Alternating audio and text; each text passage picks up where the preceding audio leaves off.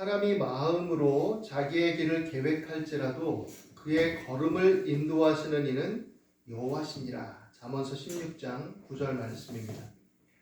이 말의 의미가 무엇을 담고 있을까요? 사람이 마음으로 생각을 하고 또 여러 느낌과 감각 속에서 여러 가지 종합적인 인식적 판단을 하고 또 주어진 상황과 현실 속에 어떤 의지를 가지고 관철하기 위해서 뭔가 계획을 하고 그렇게 막 추구하는데 그 걸음을 인도하시는 이는 하나님이시니까 결국 그럴 필요가 없다. 그런 뜻일까요?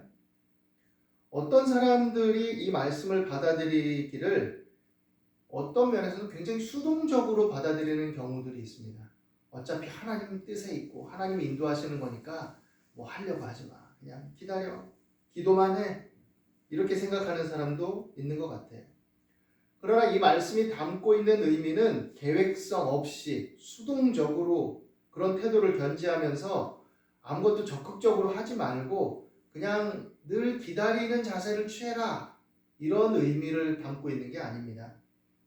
잠언서에서 기본적으로 말하는 핵심은 하나님을 경외하는 것이 모든 지혜와 지식의 근본이다 라고 하는 것을 말하고 있고, 그래서 스스로 지혜롭게 여겨서 자신의 탐욕과 오만한 삶을 관철시키고 잔꾀를 부려서 그것이 내 뜻대로 될 거라고 착각하지 말고, 그것이 일시적으로 그런 것들이 이루어지더라도 하나님께서 공명정대하고 공평하고 공의롭고 정의롭게 판단하고 계시다라는 것을 염두에 둬라. 그런 의미를 담고 있는 것이지, 하나님이 인도하시고 하나님이 판단하신다는 것이 네 의지와 네 생각은 내려놓고 수동적으로 살라라는 것을 의미하는 것은 아니란 것이죠. 그러니까 사실은 적극적이고 능동적인 삶을 살 때 그것의 근간을 뭘로 삼느냐? 하나님을 경외하고 하나님의 말씀 안에서 지혜를 구하고 지식과 명철을 추구해라. 이것을 담고 있다라는 것입니다. 로마서 말씀에 보면 하나님의 택하심과 율법과 관련해서 살아가는 사람들의 삶의 어떤 행태들의 어떤 책임성을 지느냐에 대한 이야기가 있어요.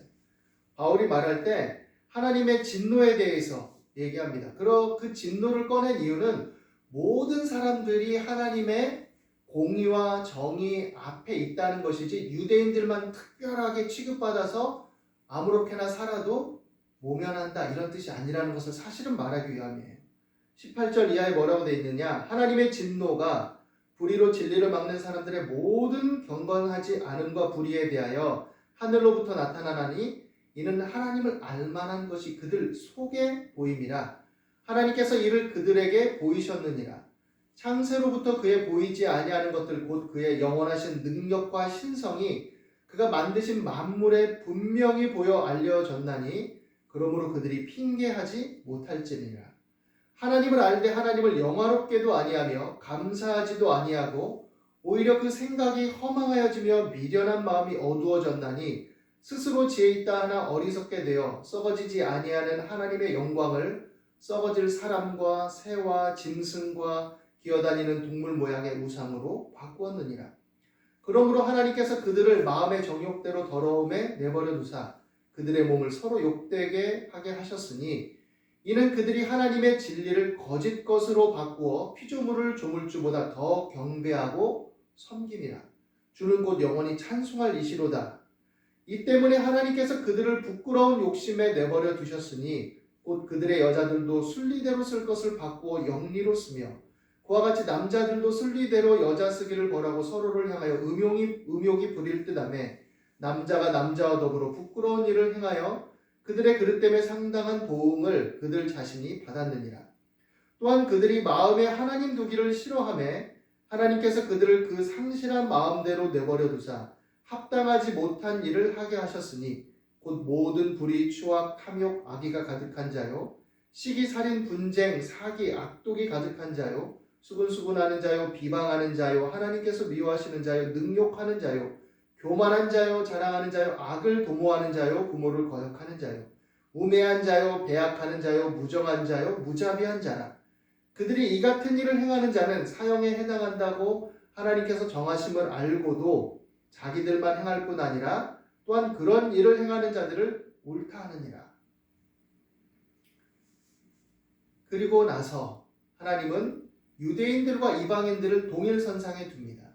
유대인들을 향해 말하기를 너희가 겉으로는 선민된 것을 자랑하고 하나님 우리를 택하셨다 자랑하고 율법을 자랑하고 우리 조상이 아브라함이고 모세고 막 떠들지만 그러나 너희들이 입으로나 달리 의식으로 할례를 행하고 이런 표면을 내세우는 것과 달리 뒤로는 탐욕적인 행태를 일삼고 도둑질하고 재산을 불리려고 그렇게 잔꾀를 부리고 그러면 하나님의 율법은 모른다 하지만 양심에 따라서 하나님의 법에 부합된 참다운 삶을 선택해서 살아간 이방인이 있다면 그 사람이 너를 판단하지 않겠냐? 라고 이렇게 얘기하죠. 표면적 유대인이 유대인이 아니고 이면적 유대인이 유대인이고 할례는 마음에 하고 행함과 진실함으로 하나님의 자녀됨을 드러내야 된다라는 것이죠. 진정한 표징은 외적으로 겉으로 외식적으로 드러내는 것에 있는 것이 아니라 마음으로부터 진실한 믿음의 징표를 갖고 그렇게 하나님을 경외하며 자기 주도성과 주체성을 갖고 하나님의 형상을 드러낼 때 그것이 정말로 하나님의 자녀됨의 징표이지 그냥 외적인 어떤 몇 가지 것들을 꾸미고 채색해 놓고는 자기 책임성을 회피하고 탐욕을 이루기 위해서 삶을 추구하는 것, 그것은 거짓이다 라고 말하는 것이죠. 마찬가지로 하나님의 뜻을 추구하며 산다라는 것, 자신의 길을 계획하고 또 어떤 일을 추구하며 산다라는 것, 그것은 하나님의 뜻에 부합된지 안 됐는지를 살피면서 하나님의 지혜와 지식의 근본으로 주신 하나님의 가르침과 교훈들을 잘 되새겨서 그 말씀을 토대로 역동적이고 능동적으로 삶에 적용해서 살아가는 것이다 라는 것을 말하고 있는 것입니다. 신앙의 근본과 살아가는 삶의 내용 모두가 이들 말씀들을 근거로 생각해 볼 때는 자율성과 주도성과 정체성을 확고하게 갖고 힘있게 살아내는 것과 관련이 있다라는 것이죠. 그런데 많은 사람들이 이런 삶의 진취성과 역동성들에 대해서 어떻게 보면 굉장히 뒤로 물러서는 경향들을 보이는 모습이 있습니다. 하나님을 믿고 살아간다는 것이 내 맘대로 하면 안 돼. 이것도 하면 안 돼. 저것도 하면 안 돼. 기도만 하고 교회 와서 열심히 봉사하고 여러 헌금 드리고 이런 것만 열심히 하면 돼라고 그릇된 오해와 착각에 빠져 있다라는 것이죠. 그건 왜 그러느냐? 어떻게 보면 어떤 목회적인 1차적인 풍토를 조성하기 위한 그런 교회의 흐름과도 관련이 있을 수 있습니다. 왜냐하면 처음엔 신앙적으로 미숙하니까 그것을 훈련시키기 위해서 교회 모이게 힘쓰게 하고 예배 중심으로 살고 말씀을 듣고 또 기초적인 것들을 이렇게 규칙처럼 정해서 가르쳐서 그것을 숙달시키고 필요하죠. 그래서 어느 정도 익숙해져서 그렇게 한 다음 잘 소화해서 적응해 나가도록 그런 초보적인 가르침과 교훈들이 필요합니다. 그런데 그것은 바울이 말한 것대로 얘기하면 아직 단단한 식물을 먹지 못하는 유아와 같은 것이죠. 젖만 먹는 거죠. 그런데 젖을 먹으면 어떻게 됩니까? 이유식도 먹어야 되고 단단한 식물도 먹어서 소화해서 튼튼하고 건강하게 성장 속도에 맞게 자기 몸과 또 신체를 단련해야 되는 거잖아요. 영양을 공급하고. 신앙도 마찬가지죠. 거기서 성숙해야 됩니다. 신앙의 성숙이라는 것은 하나님과의 관계에 있어서 주체성과 주도성을 가지고 살아간다는 것을 의미해요. 하나님의 형상대로 창조된 자로서 하나님의 형상을 내가 스스로 발휘하고 드러내는 역동적인 삶과 관련이 있다는 것이죠. 사도행전 16장에 보면 사울이라고 했던 바울의 삶의 연속성에서 그가 어떻게 그 사역들을 이루어 나가는지에 대한 한 이야기가 나옵니다.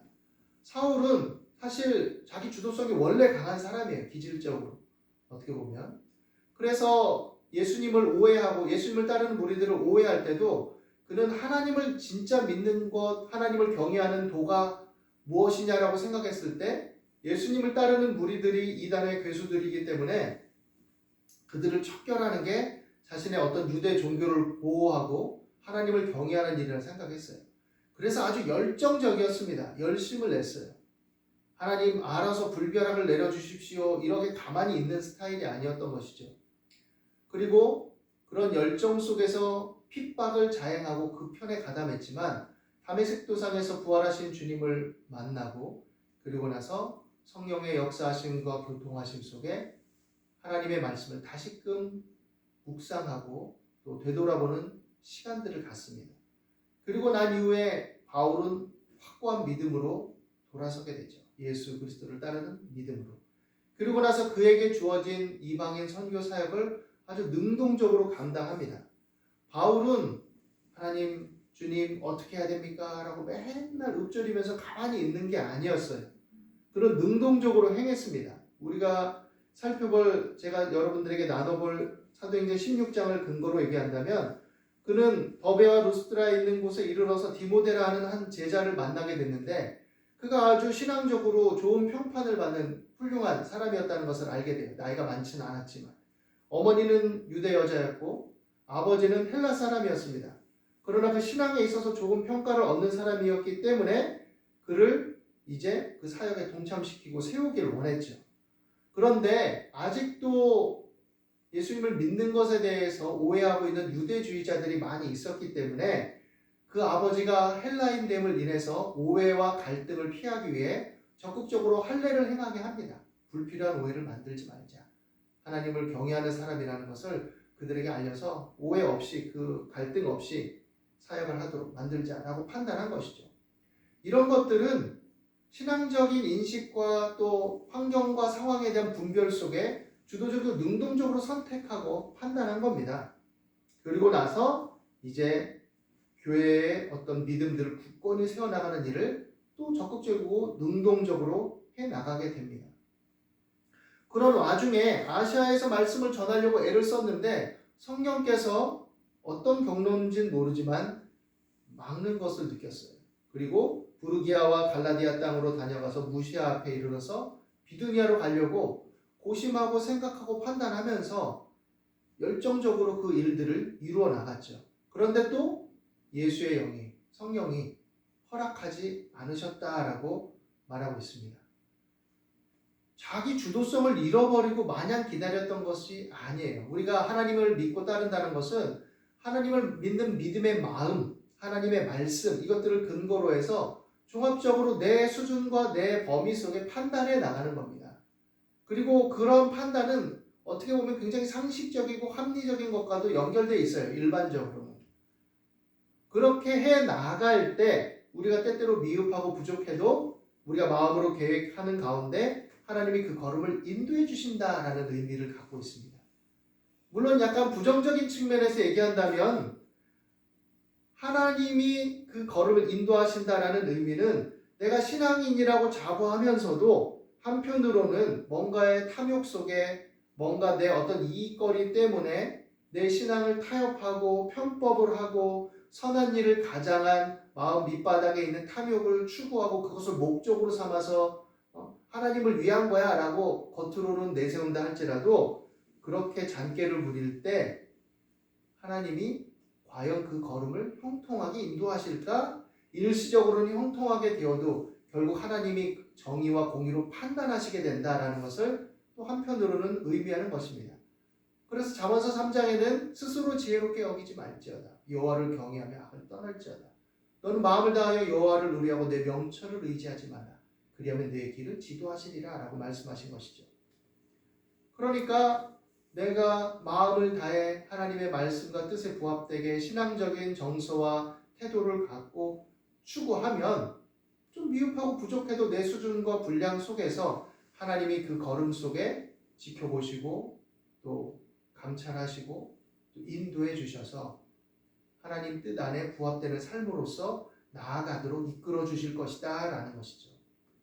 그것은 그렇게 삶을 추구하고 살아가는 과정 속에 경험하는 것입니다. 그냥 가만히 있을 때 경험하게 되는 것은 아니라는 것이죠. 그래서 역동적이고 능동적으로 선택해서 이루어 나가라라는 것이죠. 바울도 하나님의 음성을 듣고 하나님의 영이 역사하심을 듣고 또 바울이 이렇게 추구했을 때 마게도냐 사람의 환상을 통해서 마게도냐로 가야 되겠구나라고 판단하게 된 근거들은 가만히 있었을 때가 아니라 하나님의 뜻 안에서 본인에게 주어진 정체성에 부합되게 자신의 삶을 역동적이고 능동적으로 이루어 나갔을 때입니다. 그러는 과정 속에 하나님이 허락하시면 그냥 일상 속에서 내가 추구하는 것들을 따라서 계속해서 그 일을 행하고 또 그렇게 자리를 옮기고 사람을 만나고 일을 이루어 나가고 이런 것이고, 그러는 가운데 하나님께서 어떤 특별한 뜻이 있으실 때는 직접적으로 강하게 개입하실 때도 있고, 때로는 사람과 환경의 변화를 통해서 삶을 조정하게 만드실 때도 있는 것이죠. 예기치 않은 만남, 예기치 않은 사건, 예기치 않은 방향의 전환들, 예기치 않은 사회적 또 상황적 흐름들, 이런 것들이 여러모로 작용이 돼서 그 속에서 삶을 이루어나가도록 만들어주시는 것이죠. 로마서 8장 28절에 보면 그래서 신앙적 주체성과 근본과 관련돼서 여기에도 적용될 수 있는 말씀은 무엇이냐면, 하나님을 사랑하는 자, 곧 그의 뜻대로 부르심을 입은 자들에게는 모든 것이 합력하여 선을 이룬다라는 것입니다. 우리가 하나님의 자녀로서 살아갈 때 모든 것이 합력하여 선을 이루게 된다라는 것이죠. 그러므로 우리가 자신의 삶을 살아가는 이 여정들이 적극적이고 능동적이 될 수 있도록 힘을 낼 수 있게 되기를 바랍니다. 지금 주어진 것 속에서 내가 할 수 있는 것이 무엇인지, 어떻게 해야 되는지, 때로 사람들은 그것이 익숙치 않으면 또 실패에 대한 두려움과 불안이 있기 때문에 자꾸 주저하게 되고, 그런 염려와 걱정들이 강해지면 신앙적인 것을 빙자해서 나도 모르게 하나님께 숨어요. 교회에 숨고, 교회 제도에 숨고, 또 목사님에게 자꾸 의존해서 의지하려고 들고, 신앙적으로 좋은 조언을 해주는 또 듬직한 권사님이나 장로님이나 집사님들에게 너무 의존적이 되려고 하고, 어린아이처럼 부모를 대신해서 의존하려는 성향들이 거기에 강해지고, 그것이 신앙이다, 신앙적 열심이다, 이렇게 잘못된 이해를 하면서 거기에 너무 의존적인 성향을 보인다는 것이죠. 교회 공동체는 어떻게 보면 의존적인 것이 필요한 사람일 경우에는 함께 품고 함께 위로하고 격려하면서 그 기간들을 허락하고 함께 나도 예전에 그랬었지 하면서 겸손한 마음으로 동일한 마음을 품어줘야 되는 건 맞지만, 그러나 잘하지 못하도록 그런 것들을 고착화시키는 그런 역할을 해서는 안 됩니다. 교회 지도자들이 이런 것들을 분별해서 스스로 서 나갈 수 있도록 격려를 해야 돼요. 어린아이도 이제 어느 정도 자라면 스스로 분리하고 개별적인 존재로서 서 나갈 수 있도록 부모가 의도적으로 분리도 해주고, 그래서 어느 정도 좌절을 맛보게도 해야 됩니다. 처음엔 싫어하죠. 아이가 막 넘어지고 자기가 하고 싶은 대로 안 되고 그러면 좌절을 겪죠. 그러면 애가 막 물고 떼쓰고 싫어하죠. 그런데 그래도 점차적으로 하게 해야 됩니다. 그것을 너무 힘들어할 때는 또 한번 안아주고 잠깐 도와주고 이럴 수 있지만, 또 자 이제 해보자, 네가 할 수 있어, 스스로 먹어야지, 스스로 입어야지, 스스로 씹어야지, 이렇게 해줘야지, 우리 아들 우리 딸 너무 귀하고 이쁘고 우리 왕자님 공주님이니까 엄마가 다 해줄게, 아빠가 다 해줄게, 이러면 그 귀하게 여기는 마음이 오히려 그 아이를 병리적인 존재로 만들어갈 수 있는 거죠. 교회도 마찬가지입니다. 목사님이 사랑이 많으셔. 그래서 성도를 너무 사랑하셔. 그래서 무조건 다 받아주고 막 의존 성향들에 대해서 계속 부추겨주고, 목사님 기도해 주세요, 목사님 뭐 해주세요, 이러면 좋아가지고 또 본인이 흐뭇해서 기도해주고 막 다독여주고 품어만 주고 의존하게 만들면 지나친 의존 성향을 갖게 되고, 하나님과 관계에 있어서 말씀을 가지고 독립적으로 서야 되는데 그렇게 서지 못하게 만들 수도 있다는 것이죠. 성도 간에도 사랑이 많은 권사님이 그냥 아유 우리 집사님 하면서 막 아유 내 딸 같아 이러면서 무조건 품기만 하면 의존적인 존재가 되어버리는 거죠. 아우 장로님 제가 막 사업도 힘들고 그런데 나를 위해서 기도해 주시고 너무 좋은 장로님, 좋죠, 감사하죠. 그런데 아이가 아빠에게 의지하듯이 그렇게 의존해 버리면 그 사람은 독립성을 가질 수 없습니다. 먼저 성숙된 성도들은 그런 사람들이 개별적으로 하나님 앞에 서 나가도록 뒤에서 보이지 않는 곳에서 기도하면서 격려하고 또 그렇게 서나갈 수 있는 팁을 주고 또 이렇게 하는 것이 마땅한 것이지, 나를 자꾸 의존하게 만들어서 그 만족감을 성취하도록 하는 것은 조심스럽게 제거하고 분별해내야 될 것입니다. 그런 측면에 있어서 우리가 각자가 내가 어떤 마음인지 어떤 심리 상태에 있는지도 돌아봐야 돼요. 그리고 그것을 자꾸 나도 모르게 행하는 면을 가지고 있다면, 내가 그런 성향이 좀 있구나, 하나님 이런 부분에 있어서 제가 조금은 문제가 있는 것 같으니 내 마음을 어루만져 주시고 그 근본 원인이 무엇인지 하나님 아시니 하나님께서 치료해 주시고 제가 의식하도록 도와주십시오. 기도하십시오. 그럴 때 하나님께서 그 마음속에 어떤 사건이나 어떤 경험이나 어떤 것들을 떠올리게 해주실 경우도 있어요. 그래서 내가 그래서 이런 성향이 좀 있구나. 내가 이제 알았습니다. 하나님, 제가 좀 더 굳건하게 서게 도와주십시오. 이렇게 기도하면서 가는 거죠. 하나님과의 유기적인 소통은 이렇게 말씀과 현실과 기도 안에서 복합적으로 이루어져야 되는 것이고, 각자가 그 안에서 힘을 가지고 나가야 됩니다. 그런 가운데 여러분의 삶을